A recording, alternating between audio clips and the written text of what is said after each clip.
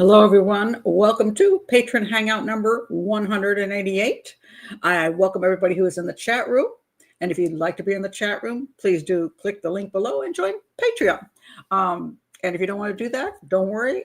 Maybe not be able to be at the live shows, but all of my shows are public once their live shows are done. So you don't have to miss anything. But please, therefore, subscribe to the channel. Click the bell for notifications and check all my playlists for anything that you're interested in. Okay, there we go. Let's see if anybody else just came in. I've been saying hello to everyone. Okay, I always know the first question these days. Oh, wait a minute. Hold on a second. Wait a minute here. We're talking about body language. Okay, hold on. Just let me be sure everybody can see me and hear me.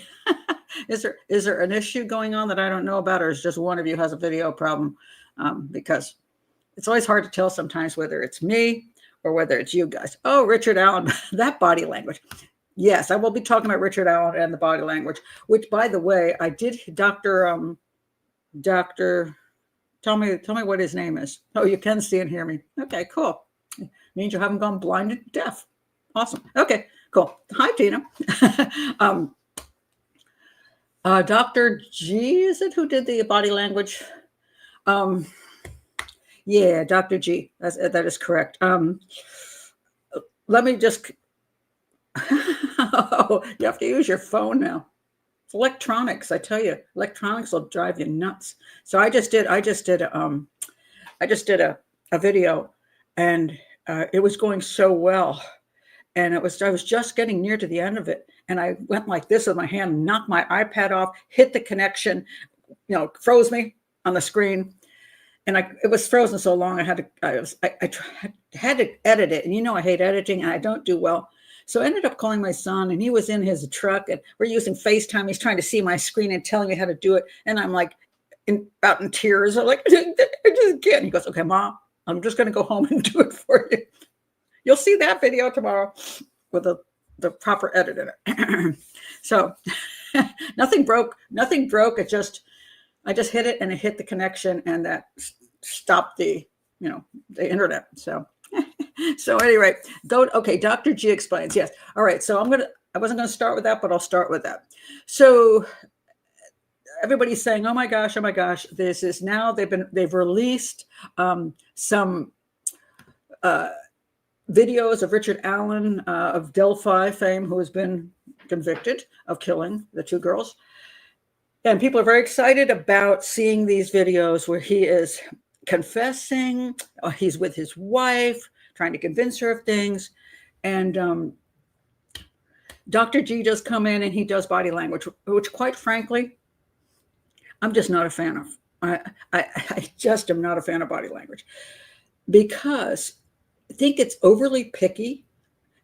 First of all, you have to know how that person's body language is under all different situations to say whether that body language means anything in the situation they're now in. And there was points where he was saying, oh, look, he's very nervous about this and he's getting stressed. Well, dude's being interrogated by the police and being told, oh, we have this evidence. Of course he's going to be stressed. And the point is, he'd be stressed whether he was guilty or wasn't guilty. If you're guilty, you're like, oh my God, they got this evidence on me. If you're not guilty, you're like, oh my God, they're trying to accuse me of things I didn't do. So the stress doesn't necessarily mean anything particularly. And there's so many things he talks about, eyebrow. I'm like, I'm sorry. I think he's cool for some stuff, but the body language stuff, I'm just not a fan of. I really am not, unless it's something very particular. Like laughing extremely inappropriately, where you go, why are you doing that? Or if you really know the person well, this guy here, I'm just laughing because we all know AI got his name wrong and gave him a new name, but that's my son Dave. My son Dave, he's a crappy liar if he lies it, and he raises his eyebrows just like his dad. It's like, dude. I kind of know you're not, you're trying to tell me something. That's not true. But then I've known him forever and ever and ever. So By the way, in case you're wondering if you didn't hear the part where AI did a thing on my family, they called Dave Cinnamon and, and said he was a woman who was into saving animals and dogs and stuff. And he actually is into economics and politics, and he's a guy. So anyway, it was pretty funny. I'm like, Cinnamon. So now we mess with him. So so body language is a little okay. This is a good point. All right. I don't know. It was spooky, Pat. He had a point about him not getting angry or asking questions. Now that is not so much body language as it is behavioral stuff in general. It's like looking at the whole picture and saying, what would be normal will be a person, if you know what that is normal for that person, that they don't do certain things. That's not body language. That is statement analysis in a sense, and behavioral analysis, depending on what they say and how they behave. I'm good with statement analysis and behavioral analysis, but just not fond of body language. I just think it's overdone. And and here's my point that I'm going to make at this moment. This is also true. Stress also applies to the lie detector test. A polygraph, yes, Christoph. It's tricky again. There are psychopaths who can lie and pass, and there are people who are honest who cannot, who don't tell a lie and fail. And it's always been an interrogation technique, not really that's why I can't put it in court, but it is interesting to go through the process with somebody and watch them and see how they're responding. Again, more of a behavioral analysis and a statement analysis than the actual test itself. So,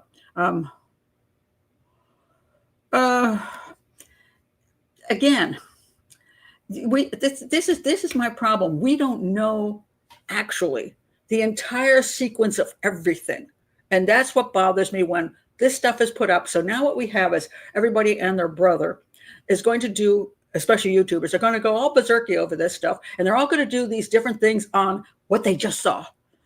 And what they just saw is something they really do not know how it all fits together. We don't know what happened. I know this from doing television. When people will say something like, oh, well, Pat Brown, her behavior was this on television that day. They don't know what happened right before I sat in that chair or while I was sitting in that chair. They don't know what happened.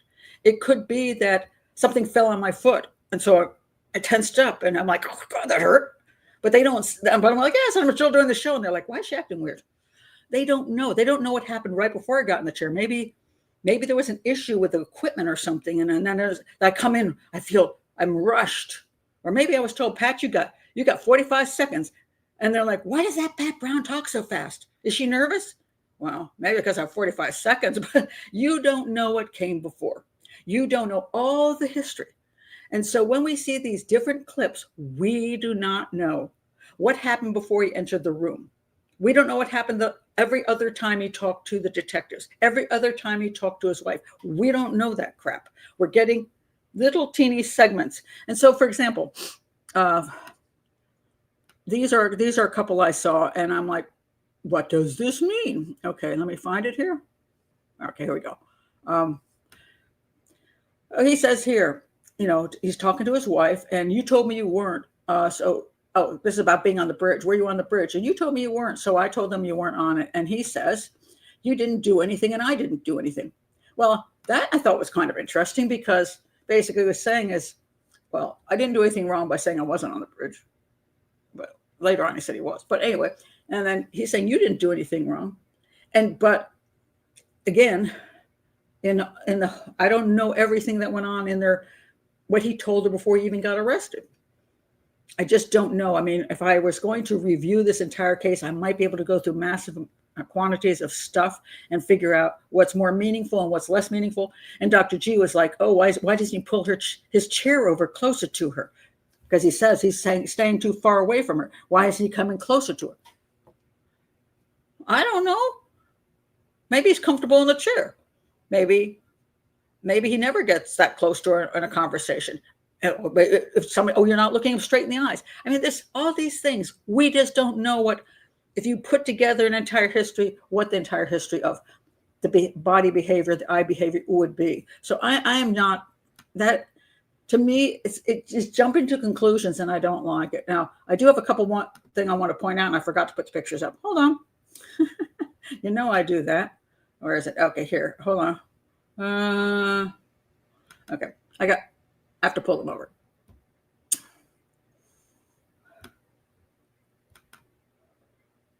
One more. Okay. And this one. All right. So here's something he said. Now, this is one of the times when he's confessing. He says, I mean, I evidently did it because maybe I did. I think I did. And some people are saying, well, clearly that's not really a confession. And that is true. Those particular words are not actual. There's a not actual true confession because he's added in evidently, maybe, and I think. Now, there's two possibilities. One is he's having psychiatric problems. He's starting to believe whatever he's been told. And so he says, well, evidently, they told me I did it, so I must have done it. I guess I think I did it. I guess I believe I did. That's not a confession. That's saying I don't know, so therefore I'll go with whatever the police say. Or it could be that he's playing his wife and he wants to put in these little qualifiers, evidently, maybe, I think, because she will think he's mentally off. And then, oh, wait a minute, maybe then, you see, if there's enough proof he did it, she will think he had some psychotic breakdown because he doesn't really remember what happened. So maybe she won't be so angry at him because if he says, I just wanted to rape and kill those girls, that doesn't come across as well as saying, maybe I did do it. I don't remember the whole thing. I was in a fugue state. The point being that depending on where you come in on any conversation. Now, there's other conversations, which are in these videos, where he said, I did it. I'm telling you, I did it. And he's very forthright. Why? Why is he suddenly telling her, I did it, I did it, I did it? Why? What's his purpose there? Understand, if he's guilty of the crime, which he's been convicted of, he is a psychopath. Psychopaths have reasons for doing whatever they do at whatever points they do it for reasons that they alone know and the rest of us do not. Does he want his wife to keep visiting him in prison? Is that his goal? Is his goal at a certain point he's annoyed with his wife and he wants to tell her he did it, just shove it in her face? It's never going to be because he feels guilty. It's only going to be because he's can't get out of it, basically, because there's enough evidence. We just don't know. That's the whole thing about psychopathy. You just don't know. So that there's picking this apart, I think this is going to go on now forever and ever. And the defense, they're going to be so happy because all the defense ever wants is a huge conversation out on the internet where all these different people say these different things and they can start glomming onto that and come up with a good appeal. So I think I'd rather not. So, yeah. So honestly, somebody's going to have to answer. I haven't paid any attention since he was convicted. Why don't I pay attention? Because I really don't give a crap. I just don't. I'm not into the drama, the reality show of it all. I'm just not. I'm interested myself. Everybody else can be, but myself, I'm interested in evidence and understanding crime evidence and analysis. I'm not all that fascinated by psychopaths. I know a lot of you have been asking me about Daybell, Lori, and what do you think she's thinking? What is she doing? I really don't give a crap. We already know what she did. She's a psychopath who did horrible things and murdered children. I'm done. I'm just not interested. That's why I won't watch it, because I don't care. I just want to put away, get rid of her. That does become a media circus, and we have Karen Reed, of course, is what has been a media circus and will be a media circus again. But I'm not saying some other people can't enjoy that. Well, no, they'll never be ashamed. No, Christoph, never. Because they think everything they do is fine. What? They don't care what you think. You can't shame a psychopath. That's impossible. No.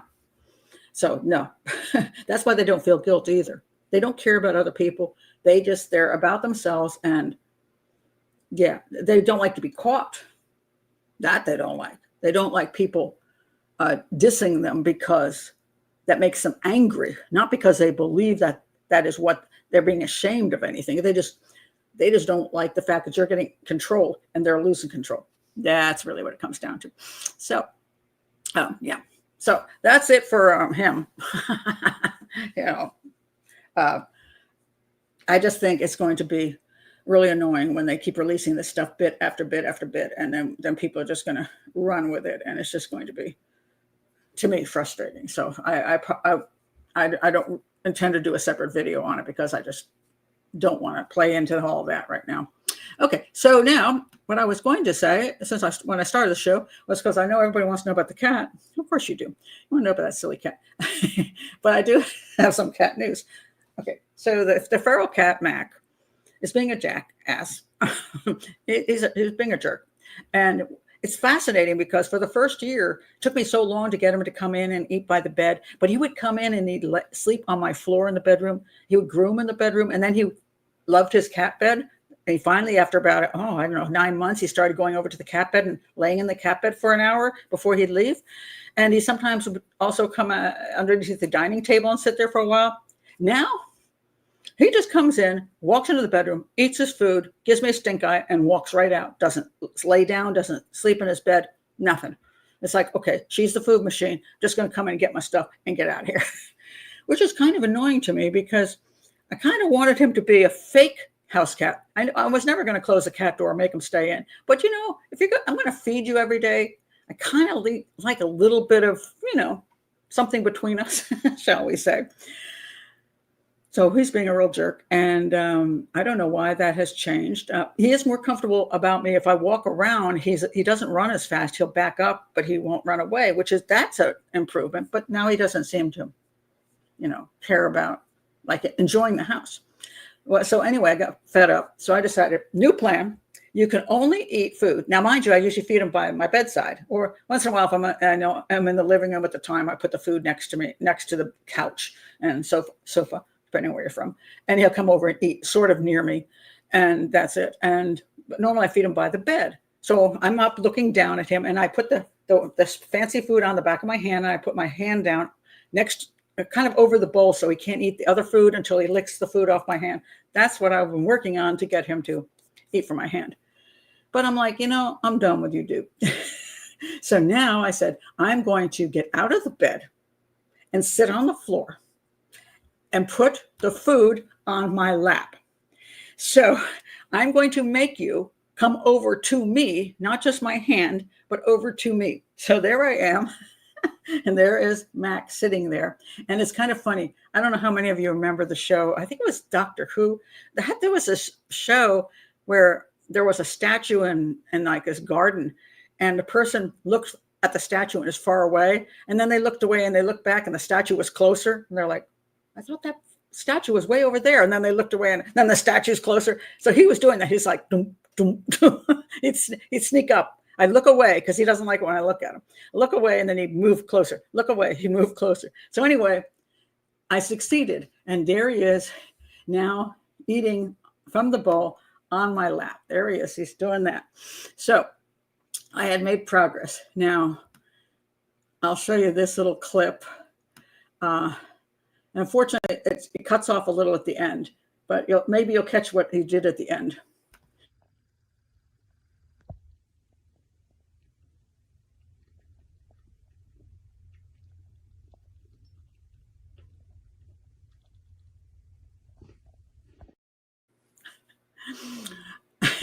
Unfortunately, when I actually have a slightly longer one, but when I transferred it to what's needed for going on YouTube, it seemed to shave a speck off. But what happens is, what I do is when he was eating, I'd look away because ferals don't like when you look at them. So I was looking away, and every once in a while I'd look back and I'd look at him. He'd go. So he'd eat, and I look away, and he'd start eating again. I'd look back, and he'd go. It's like Satan in my lap, I tell you. Yeah, a little warning. He loves me so much. He does not. So today, while I'm here, I've got a little treat next to me, not on the floor, but the little things I can hold out. If he shows up, I'm going to try feeding them by hand. We'll see how well that goes. Yeah, still a long way to go, you think? Was it a Doctor Who show? I don't remember. I mean, you think that's great for a feral? I just think he's using me. That's all it is. Oh, is that what it was? Because I'm not a huge Doctor Who fan, but my friend is. And so she's often brought me over to her house and we get popcorn and we watch some of her favorite episodes. And so it might have been that. So he's got so many treats. It's ridiculous. This thing is costing me a freaking fortune is what he's costing me. And he likes the food I give him. It's not a problem. The problem is he doesn't like me. He just likes the food. He's just using me. Yeah, okay, it's the one blink. So it was Doctor Who. Yeah, but that's just exactly the way Mac the cat is. You know, when I'm sitting on the floor, it's so funny because I see him at a distance and I look away and then I look up and he's closer. He gets closer. It was kind of funny. I'm like, but we shall see how that new method goes. So every time I feed him now, I'm going to get onto the floor and make him eat off my lap so that he gets more used to being close to me. So we'll see. But he's getting very expensive for a cat who gives me nothing in return. So I know some people are nicer about ferals than me. They're like, oh, I just have a food outside. I just put tons of food outside and I never even see them eat. I'm like, no, I'm okay with Mac just going. Mac has done fine before he came here because there's barns around here. We have a horse and donkey barn. We've got the barn with the alpacas and the llamas are in, and across the way they got a cow barn. There's so many mice around here. He's not starving. So, like going to an eatery where you hate the service, where the food is so good. Pretty much not getting a tip from him, I tell you. Oh yeah, the Holy Grail one. Yeah, that's great. I love Monty Python on the Holy Grail. I do. I absolutely do. Okay, back to what I should be talking about. But I just know everybody always asks me about the cat, and I did have something to say about Mac the cat this time around. By the way, I want to thank all of you who have been supportive to my Dear Profiler Pat channel. It got finally monetized this morning. So now you get the annoying ads, but I actually get enough, maybe a teeny bit of money to make it worth doing the channel in the long run, because much as I like doing the channel, I love answering the Dear Profiler Pat questions and giving advice. I do love that. It's fun and I enjoy helping people. You want to at least get some monetary support for the channel so that you can survive the long run. So it is now monetized. Took 5 months and 50 videos, 5 months and 50 videos. It's crazy. Yeah. So anyway, but at least I'm monetized. Some people also want to ask, I visited the chorus and I objected to the chorus because they're senior citizens doing the Madonna song Like a Prayer because it's about blowjobs. Anyway, so I spoke up and the director wasn't willing to change anything. So I went to the director of the senior center and gave my speech there and said, look, I'd like him to pull the song or change the words, just to change a few words in there so it's not what it says, make it not be sexual, because I don't think really senior citizens should be on the stage singing about blowjobs, giving them, Anyway, so the director was very nice and she liked me and all that, but she's kind of a chicken, shall we say? So the next week she comes back and goes, well, I did talk to him, but he said he didn't want to change anything, blah, blah, blah, blah. And I said, then can we add in Cardi B's WAP song? Now, if you don't know Cardi B and WAP, she was surprised. I actually had it on my phone, and I said, "Can we add this in?" And I hit the button. I said, "Whores in the house." Yes, there's whores in the house, and I was dancing. And she's like, "Oh my god," because she thinks I'm too old to understand these things and know these songs. So anyway, I do like Cardi B's song. I just don't like any of the words in it. It's disgusting, foul, despicable. It's a song, which if you don't know what WAP means, I'm not going to say it here. And she, of course, says, I said, oh, we can't do that song? Why not? Oh, it's because what? It made no sense because both songs are about sex. And but then I found an interesting thing on YouTube. Cardi B's song is 100% monetized. Now, I have done stuff where I say one word, I get demonetized. I'm like, what the heck? Hers is 100% monetized. And for smaller channels, they will say you were demonetized because you violated community guidelines because and the ad people won't want to put their ads on your show. Get out of here. They put ads on Cardi B's WAP song. Well, it's because she has what?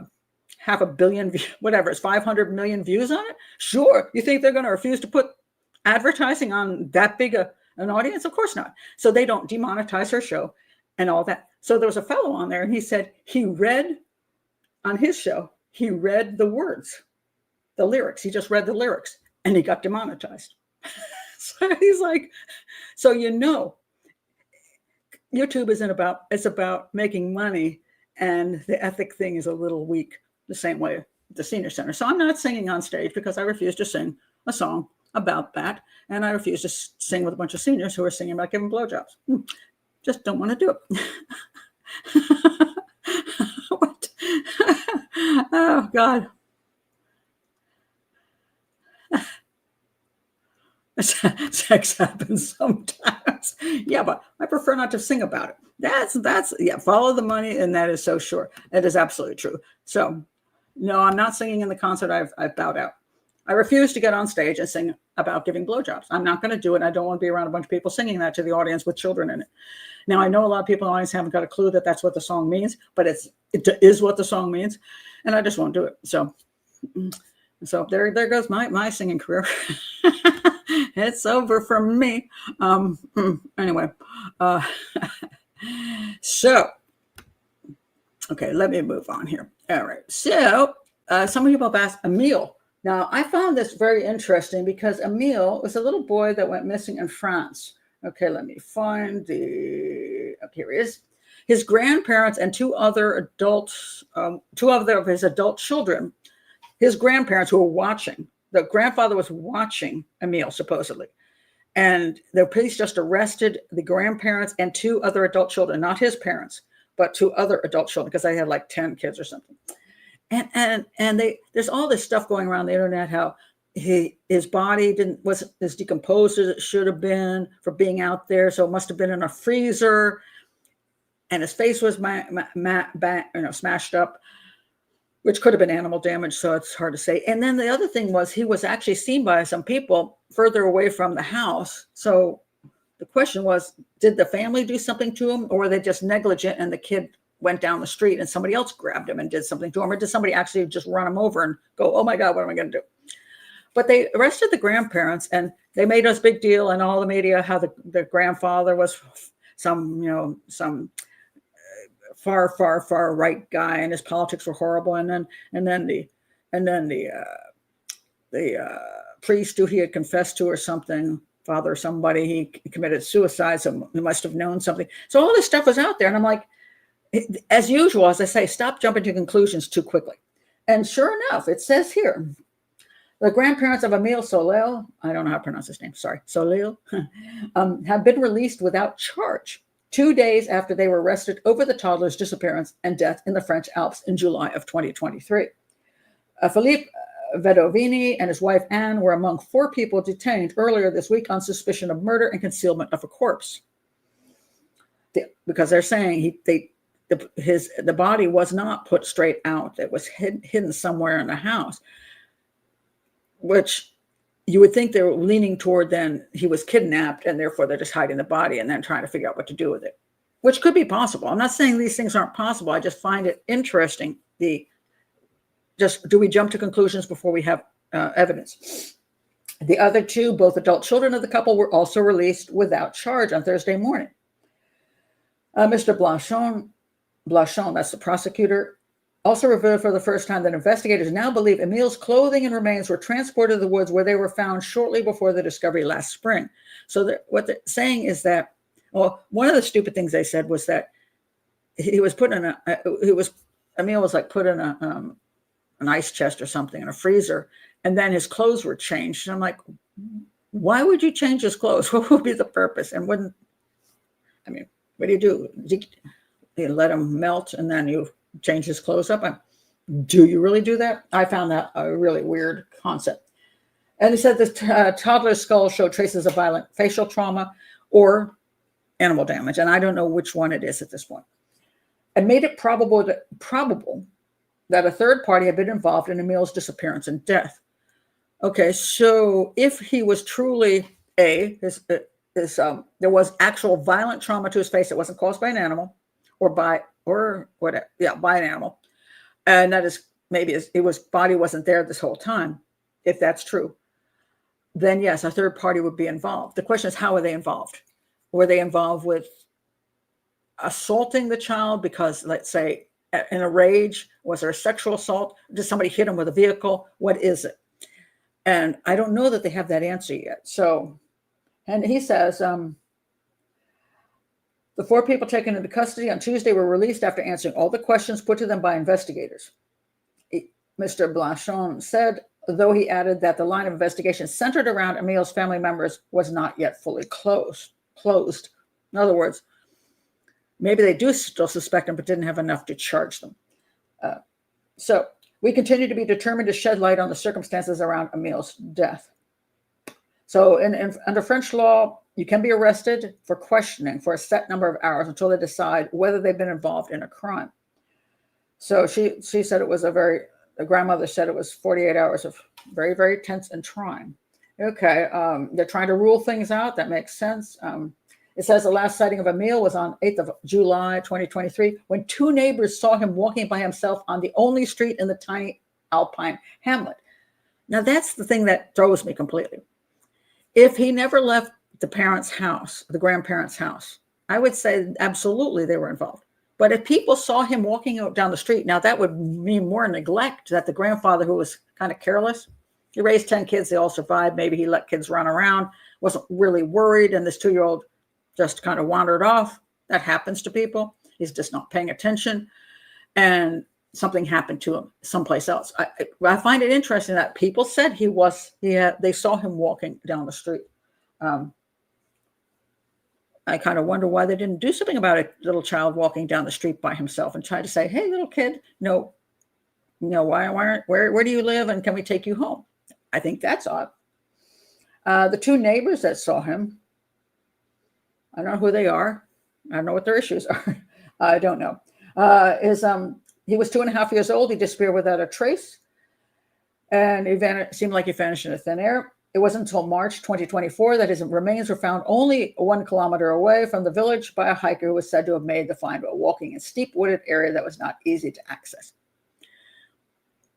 Do I have a theory? Not really, because the evidence is too limited. And I see no point in having a theory on something that I just don't have enough information on. And that's why the police I don't know what theory the police have. They have maybe a theory or maybe 2 or 3 theories, and they're going to try to go through those different theories depending on all the evidence that they found on the body and the crime scene and all of that. And from the discussions they have with people they brought in, they can see whether they're deceptive or not deceptive, whether they have what they're going to say. So I think we're going to have to be patient again. People don't like to be patient, but we're going to have to be patient and see what comes out of this.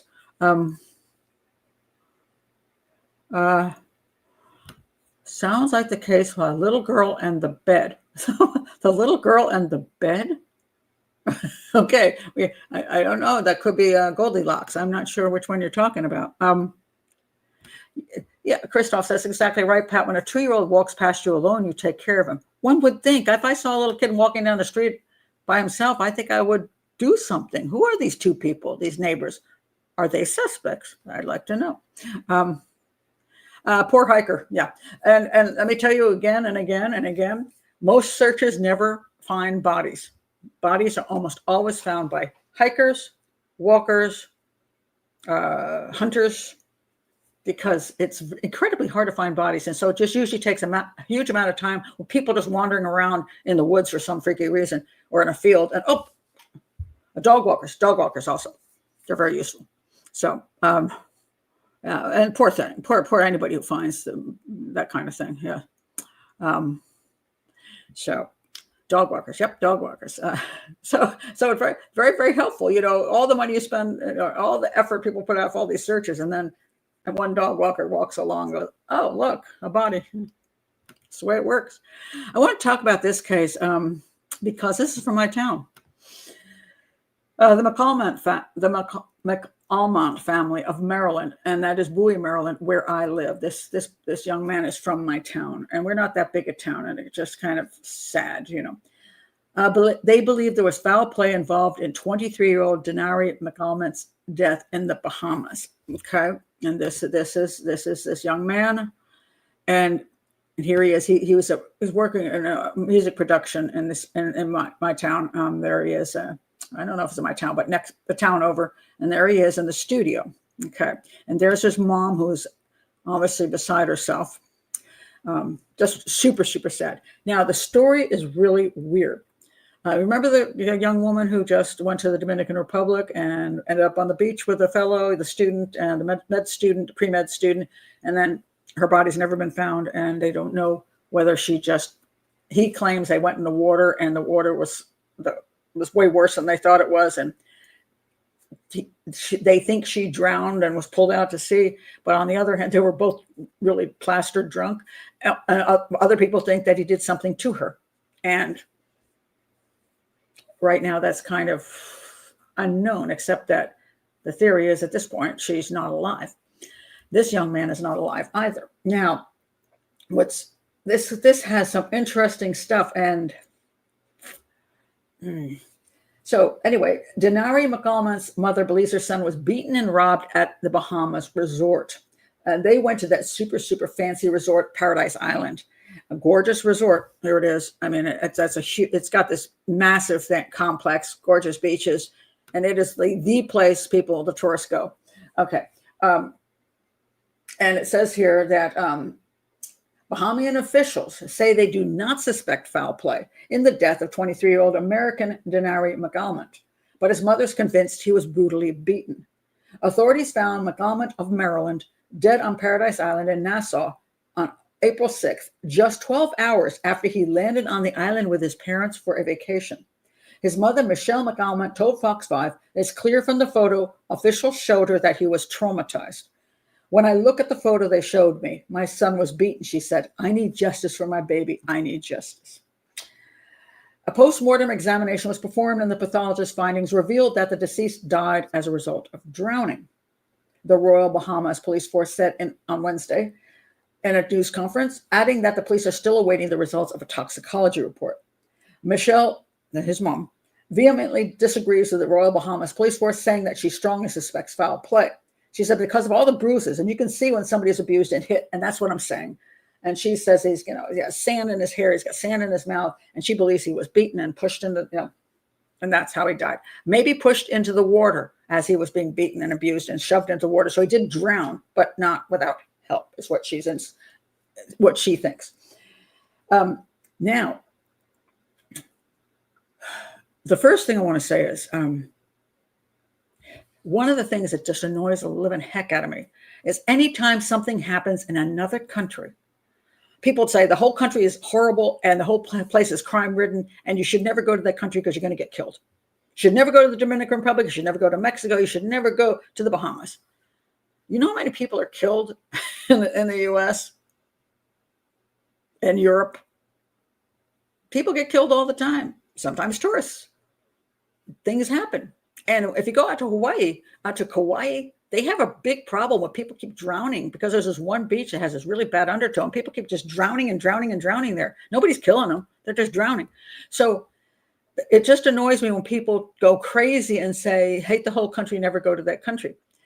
And never look at the possibility that there's something, maybe somebody's just making some poor decisions. And it may be the person who is the victim of this.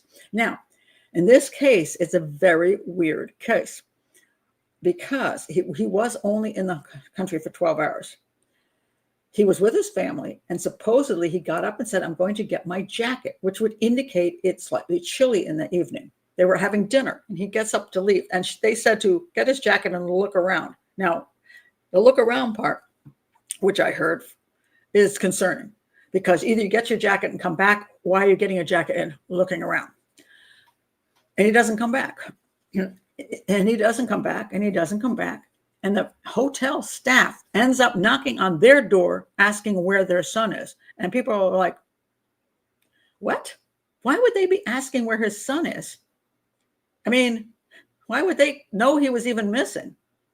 Turns out, it says here, his mother says, the police said that they were looking for him because apparently he had spat on some staff in a restaurant.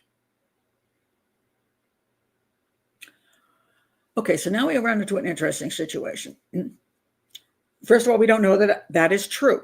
We do not know if that is true. We also don't know if it is true and somebody took revenge on him because they spat on him, and therefore when he did that and left, they went after him and killed him. That's also possible. Another possibility is the reason he did that was something was not going right with his brain. Now, it obviously didn't happen when he was with his parents.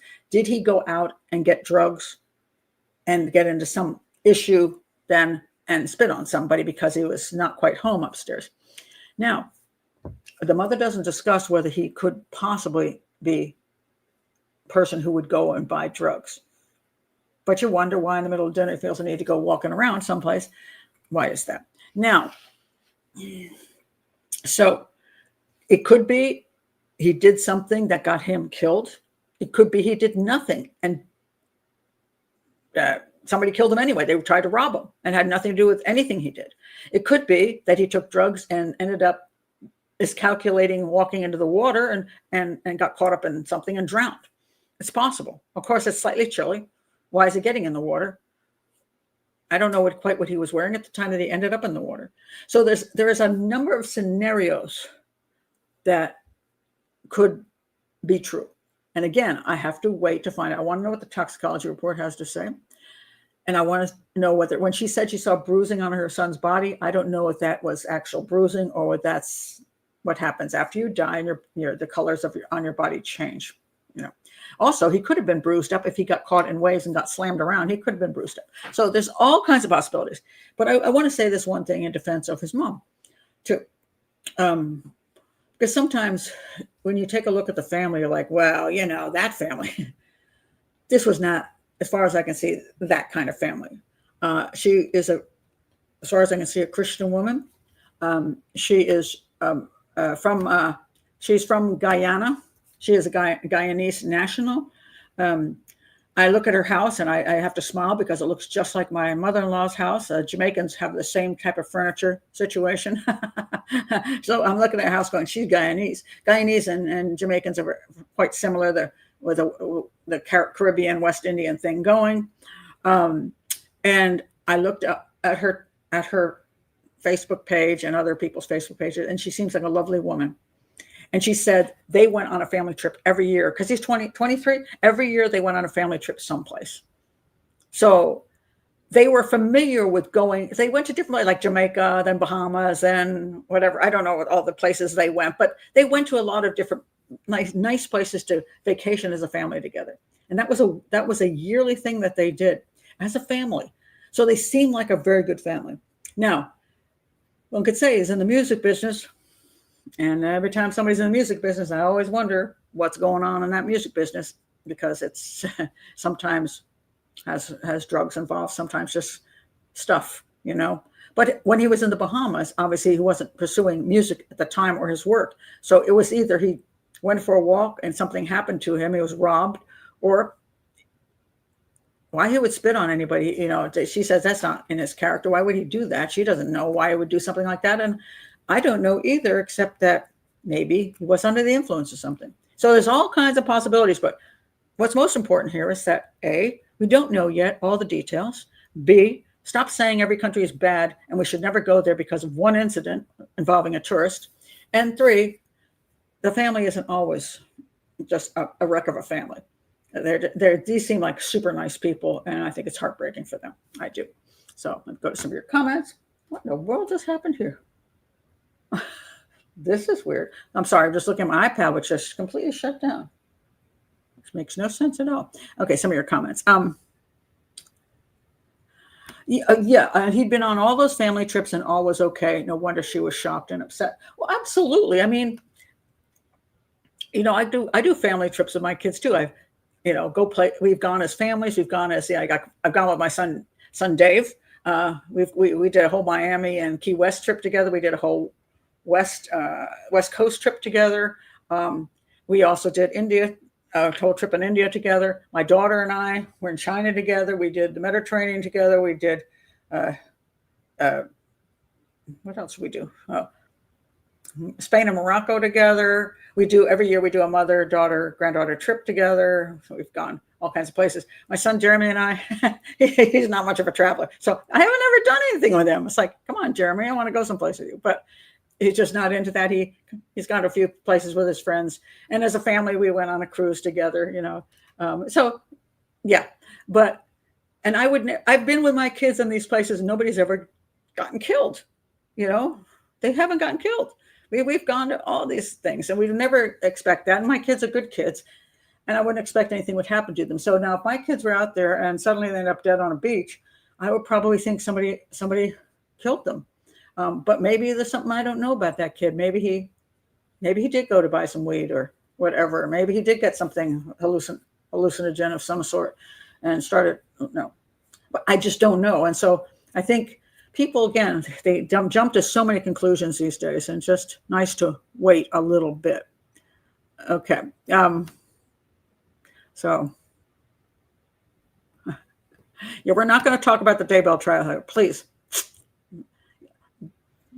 Talk about that. Go to our thing that during the our patron chat.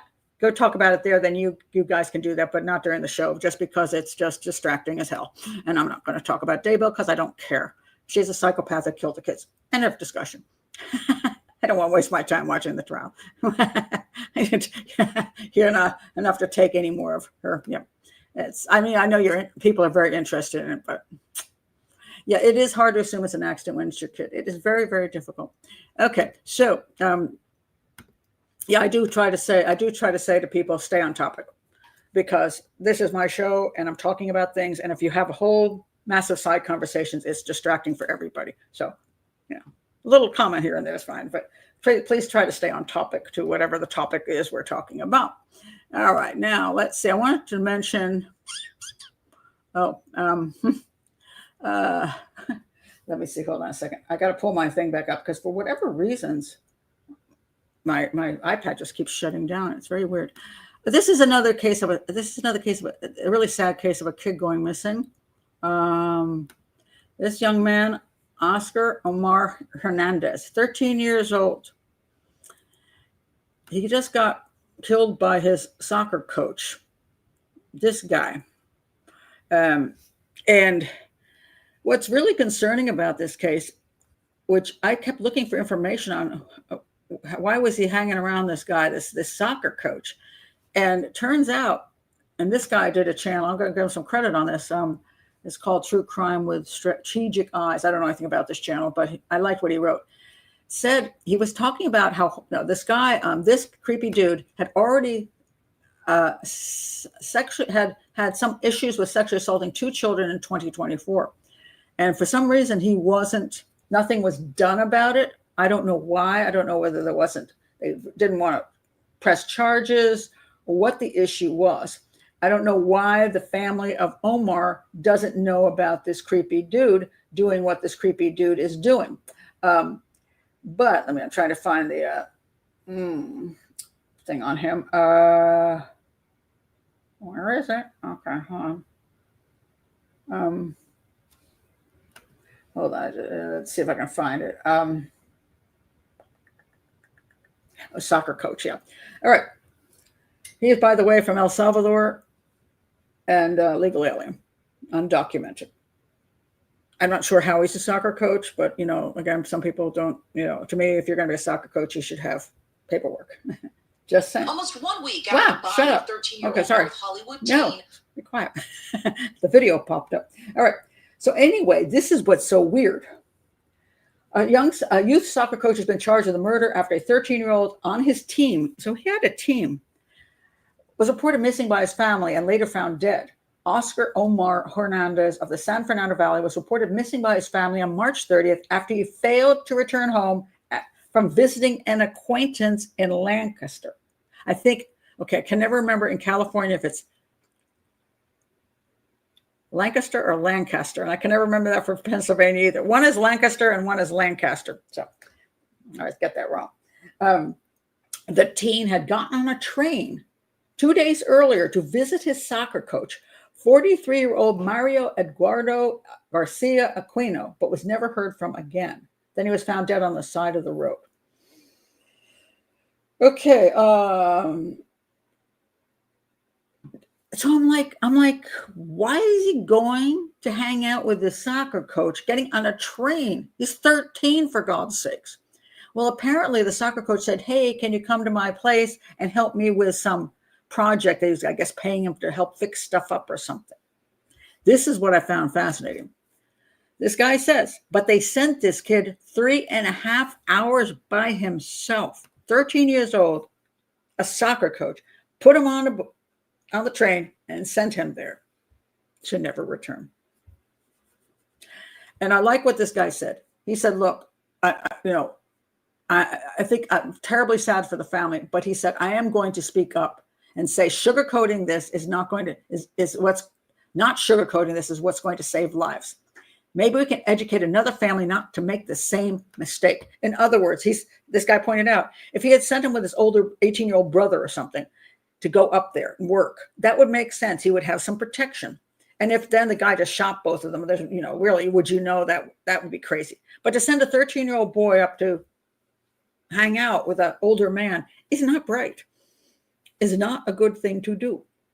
And let me tell you, the old soccer coach thing, I think I've told the story before, but many people haven't heard it. So when my sons were in soccer, actually, this is baseball. They were in soccer too, but they also played baseball. And I was sitting on the bleachers with the people from our town, watching that baseball coach with them. And I said I don't like his behavior with the kids. It creeps me out. I think he's a pedophile. I said that in front of people, and they're like, oh, how could you say that? I'm like, because first of all, he's a single young man who's too boyish with the kids. And he seems to like the small boys. He didn't like my boys because they were kind of big, and he would like to pat the small boys on the butt. So when it came to be that they were going to go to a big tournament, and there were kids going up with this baseball coach without their parents. And I told my kids, there's no way in God's earth you're going to do that. My husband and I drove them to that location. We stayed in the hotel with our kids. There was no way our kids were going to stay with that guy. And people thought I was exaggerating. But after they finished playing with that team, I think it's a half a year later, my son comes and goes, Mom, you're not going to believe it. And he hands me the paper. And it said he had been arrested for sexually assaulting a boy he was working as a teacher in a Catholic school. He had brought boys home to his home and showed them porn and sexually assaulted them. So I was right. And that was before I was a profiler. But my thinking was, you don't leave. And my husband was very, very careful because he was a soccer coach. He said, I will never be alone with the kids. I'll always make sure that it's a group, that there's parents there. I'm not hanging out with them alone. I will never take that chance, because he was at least smart enough not to get himself into trouble by a kid claiming that he did something. But also, parents, do not let your children go off with people you do not trust 100% into a situation like this, because sometimes they don't come back, and it's just super, super sad. And but people don't like to say that because the parent, don't blame the parents and all that stuff. But hey, you don't send your 13-year-old kid off on a train to go stay with a guy you don't know. It's just creepy.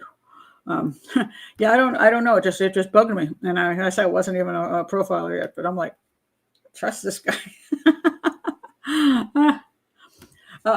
Oh my gosh, my parents were like that too. I could never go on a sleepover. My grandma thought I would get molested. She wasn't necessarily wrong. The question is, with all kids, is do you trust the people that are running? Now, in other words, no child should be any place where the parents, you do not know them and you do not trust them 100%. Now, my granddaughter goes over to her best friend's house and stays overnight. Why? because we've known those people for a really long time, and my daughter trusts them. Could she ever be wrong? Well, we can always be wrong in life, but both of us, all of us feel that they're good people. And they also allow their daughter to stay with us. But there's a lot of places my daughter's not, my granddaughter is not going to stay at their house, not even go visit them. And she's like, I don't trust that parent. The mother I like, but she's got bad judgment. And so I don't know if she's going to have a weirdo cousin or weirdo boyfriend over there and decide to leave that weirdo husband or cousin or boyfriend alone with my daughter while she goes off to the store to do some shopping. So unless you trust that person implicitly, your child should not be in their care. That's just always my theory. Hi, Lex. Better late than never. Sure. Oh my gosh. This is also true. I think those people position themselves to be around children. Sports, church, daycares, creepy. Yes, they do. And that's one of the problems, is that where most of the people who position themselves around kids are people who care about children, there's always the one or two who like children in a different way, yes. And so you have to be careful, because that is going to bring those people in. In every profession, you're going to get people who, the majority of people are going to be fine, but you're always going to get those people who are drawn to the profession for other reasons. And that can be true with medical stuff. It can be true with being a teacher. It can be true with being a police officer.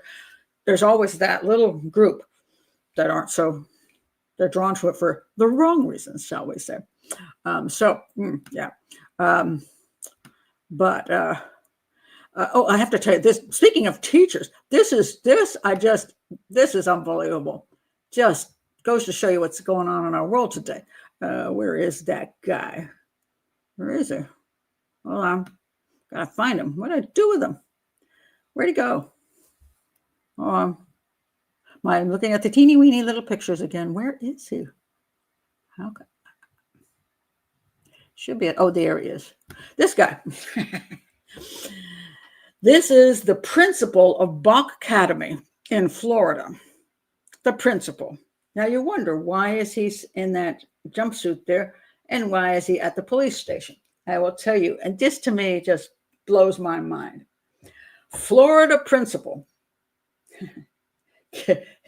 Unbelievable.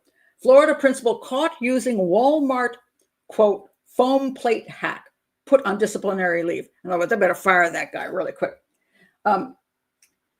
Every middle schooler is told just because your friend does something risky doesn't mean you should. Unfortunately, one middle school principal from Florida did not follow that age-old advice and was arrested after copying a friend's shoplifting hack. Gregory Lewis, principal Gregory Lewis. I want your name out there. You should never, ever be in a position of authority ever again. Gregory, now, of course, you didn't commit a sex crime, but the fact is you committed a crime, and you're supposed to be, children look up to you. You're the principal of the school and you did this. You don't need to be, and no children need to be around you anymore. Go get yourself a job working, I don't know, do some IT work from home. Gregory Lewis, principal of Bach Academy. Bach Academy is embarrassed as hell, let me tell you. And he was caught stealing $37.45 worth of goods from a Walmart in Whitehaven on Saturday afternoon. Now, mind you, the guy makes good money as a principal. We're not talking about a guy who's starving here. He makes good money, but he wanted to shoplift anyway because he thought it was fun to get away with. Literally. Now, before you say, oh, maybe he really didn't do that. Maybe it was accidental. Oh, no, it wasn't accidental. During his arrest, Lewis admitted to the crime and said he thought he would try it out after his friends taught him how they shoplifted using the tactic. First of all, dude, you need better friends. But then again, birds of a feather flock together, do they not? We sit around talking. Hey, I did this. Let me try and see if I can get away with it too. What? I did something dumb today, and I understand it, he said regretfully. Dumb? Dumb would have been, I don't know, California, right? You don't quite stop for the stop sign. Let me see, what else could be just dumb? You were speeding. You were distracted. You went 50 miles over the speed limit. That was dumb. Shoplifting is not dumb. Shoplifting is a plain outright crime, and you damn well knew you were shoplifting. That's not dumb. You're just a criminal. You're a crook. So according to the police, Lewis had been skip scanning, a common shoplifting method where customers scan cheaper items while sneaking more expensive items through. The security at Walmart observed him placing disposable foam plates between pricier items while using a self-checkout. The method is similar to the banana trick used by shoplifters, where they scan a cheap item like fruit but take a more expensive item. The stolen items included a large pack of light bulbs, bacon, and frozen butterfly shrimp. He must have forgotten those expensive eggs. Lewis admitted the skip scanning offense according to the arrest affidavit. Lake Wales Charter Schools has placed Lewis on leave pending a review, according to the interim superintendent, Ulrike Smith. Unfortunately, it's turning our profession into a sad situation. More and more people are doing just stupid things without any regard for the consequences, not only for themselves, but for the reputation of our profession. He's the principal of the school. Now he's been caught doing this. So what example does he set for the kids? I'll tell you, the first example you need to set is fire him. Fire him. He admitted the crime. Fire him. That's it. And this is, I always find funny. When you commit something like that, I don't think you should ever work ever in that situation again. A lot of people seem to think, well, give that person a break. They whatever, they do their time, they come back. No, go into some profession that has nothing to do with what you were doing. That's what I think. If, as a criminal profiler, if I commit a crime, I should never sit at this channel again and tell you about crime. I should go do something else. Go do painting, okay? Do paintings, but don't talk about crime ever again. So anyway, yeah, unbelievable. And he makes a good salary. I mean, they say it's not an issue of money. Just likes being a crook, and he's got crooked little friends. I mean, unbelievable. And then the guy's right about our society thinking these things are funny because you see it all over TikTok. Oh, look, I'm stealing stuff. Here's my face. Unbelievable. I'm scared one day I'll accidentally shoplift. Yeah, no, of course that can happen. I mean, we have had people do have incidents where they put something in the like the cart, and they check out with everything, and they don't see the thing that was stuck underneath. I mean, you can accidentally do that, but I mean, you can't accidentally walk out with looking pregnant and you have $400 worth of steaks in your stomach. Yeah, so he got nailed. Good point. Clarissa says he's lying, has been doing it for a while. Actually, that is true. He actually did admit he'd done it before. So you're quite correct. You got it. Unbelievable. It's disgusting. I mean, that's pathetic. It is pathetic. It just annoys the living heck out of me. It just annoys the living heck out of me. That's all I can say. Pathetic. And speaking of pathetic, here's a pathetic thing. Got a lot of pathetic things around here today. There's a thing called, where is it? It's a new thing. It's called, what's pathetic to me is singing song for a senior center choir to sing a song about blowjobs. That to me is pathetic. I just want to point that out. But that's what our society, we're down at we're going down the low. We're so low instead of saying, hey, maybe we should not do these things. It's just not okay to behave like that. I mean, we should have better behavior, perhaps, would be useful. This is, where the heck is it? Hot wifing. Okay. Unbelievable. Hot wifing. Hot wifing is a bizarre new sex trend, but couples swear it's saving their marriages. Really? Seriously? Okay. Couples are opening up their relationships in a new trend called hot wifing, which sees husbands watching their wives sleep with other men. It's kind of like letting your friend test drive your car. It is nothing like letting your friend test drive your car. It is nothing like that whatsoever. But hey, if that's what you actually believe, or that's what you claim, yeah. What the heck is going on? Okay, so yeah, he gets to see how well it rides. He's got to give it back, but it creates a sense of pride. You get a little taste of what my life is like. So you sleep with my wife, and now you know how hot my wife is, so you can just be jealous of me ever after. Sure. Sure. Oh my God. And the wife says, multiple couples partnered with the adult site Wifey so that wives can bed professional porn stars. Well, at least you're going to get a hot looking dude then, I guess. That's better than just going, with a neighbor down the street, right? And she says, here, Sienna, it'll be really cool for him to see me with two hot guys just living my best life. He's a cuck. That's what it is. Remember cuckolding? I mean, yeah. While the pair of seasoned hot wifers partaking in it for 2 years, others participating couples are just testing the waters. Yeah, he never did that before. He was with his wife, Rebecca, but now he gets to witness his fantasy of his wife with 2 other men. Isn't that nice? That's just so sweet, Yeah.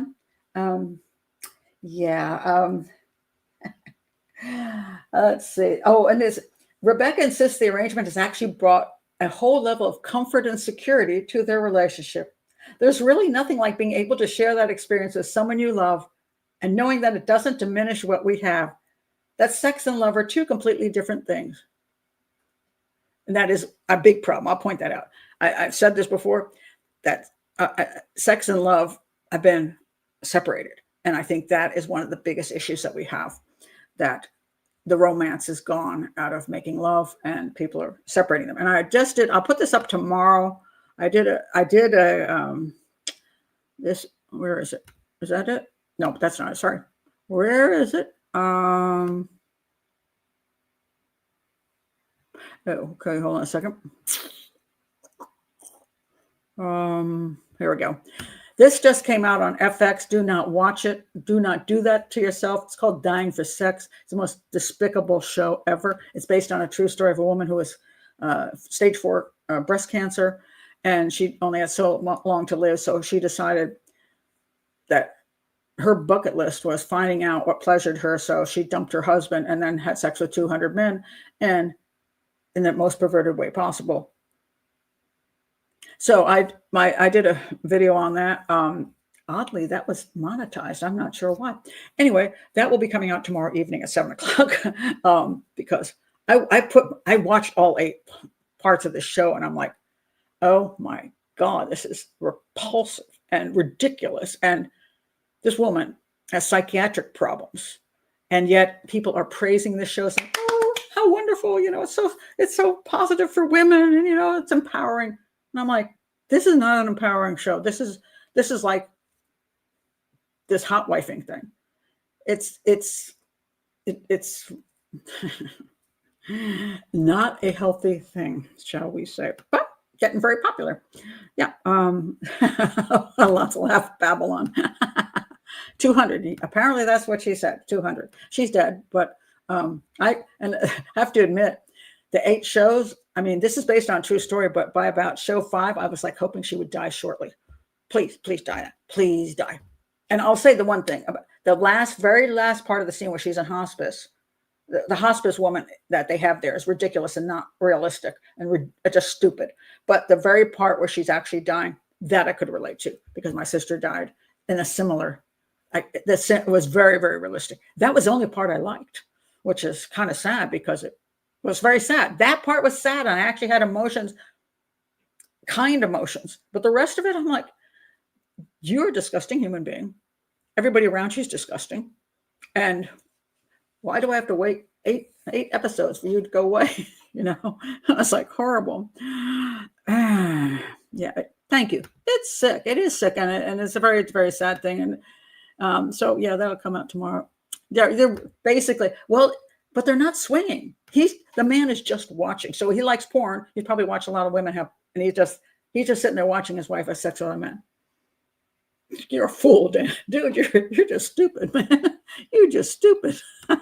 And she's having a great time. Of course she is. Just nonsense. Absolutely. Would she let you? What about, why can't it be men? What about the husband? Can it be that? I guess not. No. Somebody asked me to mention, I am not going to go into a depth on this one, but somebody asked me to talk about it. And I want to talk about just one thing because I don't have an answer for it. It's a fascinating case, which has never been solved and is really a peculiar case. This man was murdered, and let me find it here a second. That is the man. The man on the left is the one who's murdered. Those are the pictures of sketches of what they think the guy might have looked like, and that's actually the guy going through an ATM with a mask on who did kill him. Now, this happened in Aurora, Colorado, in 2004, and he was a local project manager. His name was Oakey Kite, so his name was Al. Kite, a 53-year-old divorcee, lived alone just a few miles outside of Denver, and he was reported missing by his coworkers after he didn't show up to the office. When police entered Kite's townhouse, nothing appeared to be out of place on the upper level, but once they reached the basement, detectives were met with a horrific scene. Kite was lying dead, face down on the floor. He'd been tied up, tortured, nearly decapitated. The bottoms of his feet were up in the air with bindings, and they were bruised. The torture went on for hours, probably. The methodology of torturing, well, Paul Holes did a thing on his DNA of murder show, and he thinks it's something to, and whoever else was there thinks it's some kind of, somebody who worked with a Turkish, what did he say here? Hold on a second. Some of the injuries were things I'd never seen before, said Sobieski, that's the detective on the case. Like a knife above the eye, into the ears, down through the shoulders, just a crazy amount of torture. And after that, they found that the offender had placed several knives, a drinking glass, and a set of keys, all items he had touched, in the kitchen sink, which had been filled with bleach, destroying any DNA evidence. Following the murder, they learned that the suspect stole Kite's truck, drove to a nearby Wells Fargo, where he was photographed withdrawing approximately $1,000 from the account. He was wearing a ski mask and gloves concealing his identity. Very sophisticated and brazen. They have now, after all these years, some DNA, which they're going through the familial type of stuff. And they're saying he's connected to Eastern Europe. Let's see. And where is that? They might be Romanian or have Romanian relatives. And what's the other thing they say about it? That the way everything was done, the beating on the feet is something common in Turkey known as falaka. So they're wondering whether he's part of the Turkish Hezbollah. So there's all kind. This gets really fancy, shall we say? And I don't know that it's as fancy as they're trying to make it out to be. However, this was a highly planned crime. There was no sexual assault. The guy was just tortured, and they can't come up with any reason that anybody should torture him. Nothing in his work, nothing in his private life, just nothing. And the reason it does seem to be true is because the guy he killed him was his renter. And that guy had gone to quite a number of places looking at the houses to see if he would rent there. So this guy wasn't, the target wasn't just Al. The target was going to be one of those people. So the police believe he did it just for the fun of it. He wanted to find a guy who he could get into his house, and nobody would be coming around much because the guy was mostly alone, and then he could have this fun. That's what the police believe, and I think they're correct. But I thought there was a really interesting thing that poor Al did that since I have rented rooms before, he made this mistake. The guy gave him a down payment of the 1 month rent, and then he gave him half of the month's rent. So a security deposit of 1 month's rent and half of the next month's rent. Then the guy who did this is probably, is a middle-aged fellow. So if you're renting rooms in your house, let me tell you this. First of all, if a guy can't come up with the security deposit and 1 month's rent, you never rent to that person. Do not rent to them. Secondly, you want to find out where they lived before, and you want a decent story. And he had a burner phone, so I guess if he called, he gave some number. Everything he's told, the name was fake, the previous address was fake, the phone number everything was fake. But so he was very bright. The guy who did this is very, very conniving and very clever, except for that one little mistake he made with that somehow left that DNA, but he tried hard to just eliminate everything. And, but Al rented to him without actually knowing who he was and not paying up fully when he moved in. Now, when I was renting rooms in my house, I had people call me up and say, oh, they come over and I'd say, hi, okay. I said, so where's the last place you lived? And they go, in my car. And I'm like, okay, sorry. I have children in the house. You can't move here. You know, you're living in your car tells me you're an unstable person. And yes, and maybe you are homeless, and maybe you're, hoping you can now get a place to stay because you found a room. But I'm not willing to rent you when you've been in your car. Sorry, I'm not. Unless I know for some reason you come through some other methodology where I have some kind of thought that you're okay. But as I pointed out many times, when people end up living in their cars, it's usually because they burned all of their relatives already, and nobody will have them in their house anymore. Now, that's not always true. Some people have very unique situations, so don't start, no, that's not true. It doesn't. But for a good portion of people, it is true. And if none of the relatives will take them in, maybe you shouldn't either. Then I've had people say things like, well, I can get the money as soon as I'm going to call my cousin. No, you can't move here.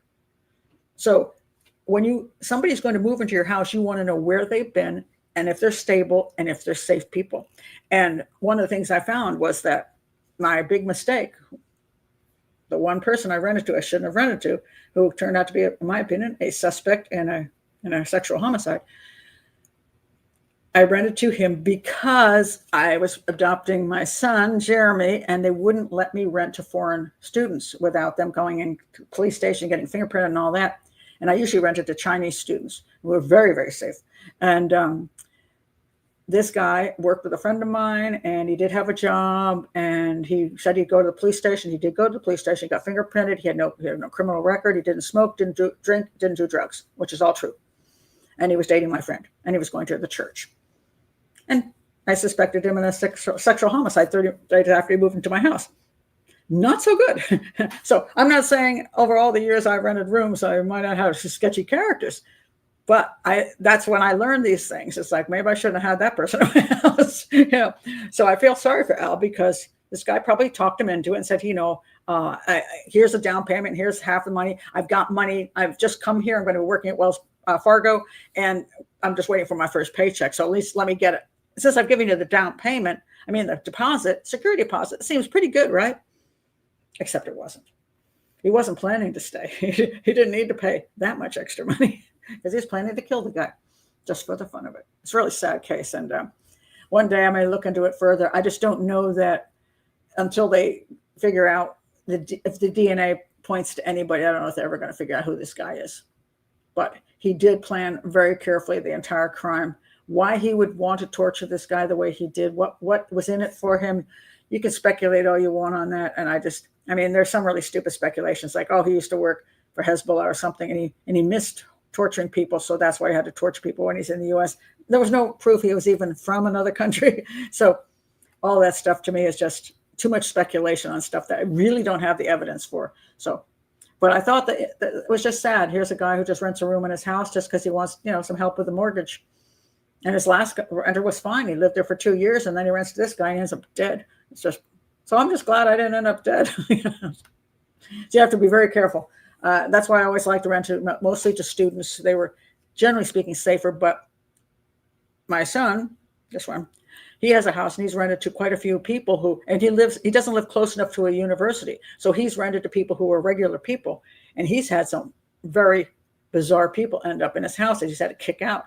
Luckily, he's a big guy, and he's got a brother who can help him out and a sister who's a cop. So, they can get rid of him. But, there's a lot of freaky people looking for rooms in houses.